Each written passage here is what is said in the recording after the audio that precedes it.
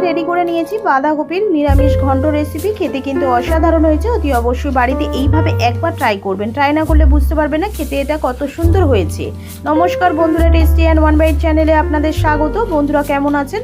আশা করি বন্ধুরা ভালো আছেন। আজকে যে রেসিপিটা নিয়ে আমি হাজির হয়েছি বাঁধাকপির ঘন্ট বা বাঁধাকপির তরকারি রেসিপি।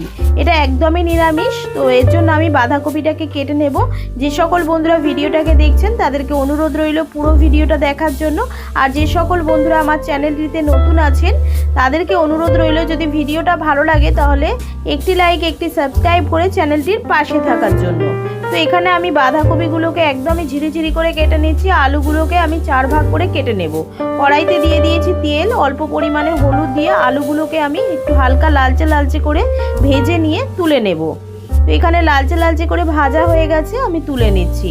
কড়াইতে দিয়ে দিলাম 2টো শুকনো লঙ্কা, 2টো তেজপাতা কেটে দিয়ে দিলাম, আর দিয়ে দিলাম 1 চা চামচ মতো 5 ফোড়ন দিয়ে ভালো করে নাড়াচাড়া করে নিলাম।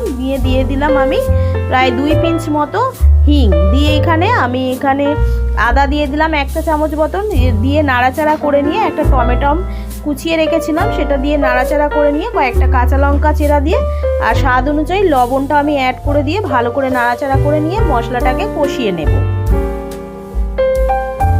টমেটোগুলো প্রায় গলে গেছে, মশলাটা কষানো হয়ে গেছে। আমি বাঁধাকপিগুলোকে এর মধ্যে দিয়ে দিচ্ছি, দিয়ে এবারে আমি এগুলোকে নাড়াচাড়া করে নেব।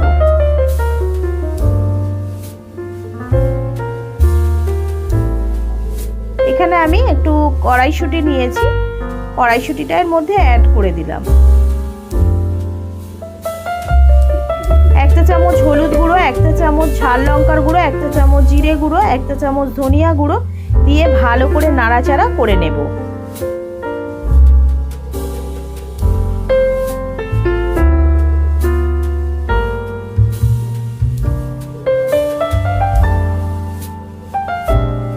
এখানে যে আলুগুলোকে ভেজে রেখেছিলাম সেগুলো অ্যাড করে দিলাম, দিয়ে আবারও আমি ভালো করে নাড়াচাড়া করে নেব।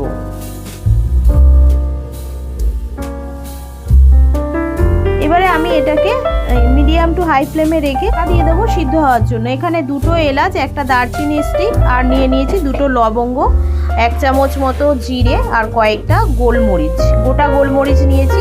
নিয়ে এগুলোকে নাড়াচাড়া করে আমি ভেজে নিয়ে গুঁড়িয়ে নেব।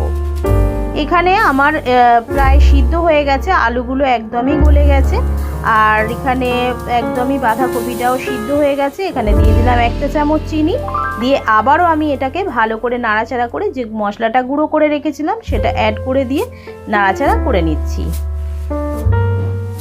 এখানে দিয়ে দিচ্ছি 1 চা চামচ মতো ঘিটা দিয়ে ভালো করে নাড়াচাড়া করে নিয়ে নামিয়ে নিতে হবে। নামিয়ে নিচ্ছি, দেখতেই পাচ্ছেন খেতে কিন্তু অসাধারণ হয়েছে। এইভাবে একবার বাড়িতে ট্রাই করবেন। রুটি, ভাতে বা পরোটার সাথে খেতে কিন্তু অসাধারণ লাগে, বা খিচুড়ির সাথেও খাওয়া যেতে পারে। ভিডিওটা ভালো লাগলে একটি লাইক একটি সাবস্ক্রাইব করে চ্যানেলটির পাশে থাকার জন্য অনুরোধ রইল। আর কমেন্ট করে জানাবেন রেসিপিটা কেমন লাগলো। ভিডিওটাকে বেশি বেশি করে শেয়ার করে দেবেন। বেল আইকনটা প্রেস করতে কিন্তু ভুলবেন না। বেল আইকনটা প্রেস করলে সবার আগে নোটিফিকেশন আপনাদের কাছে পৌঁছে যাবে আমি যে নিত্যদিন ভিডিওগুলো ছাড়ি। আমি আবারও একটা নতুন রেসিপি নিয়ে হাজির হব। ততক্ষণ আপনারা সুস্থ থাকবেন, ভালো থাকবেন। আজকের মতো এইটুখানি। ধন্যবাদ বন্ধুরা।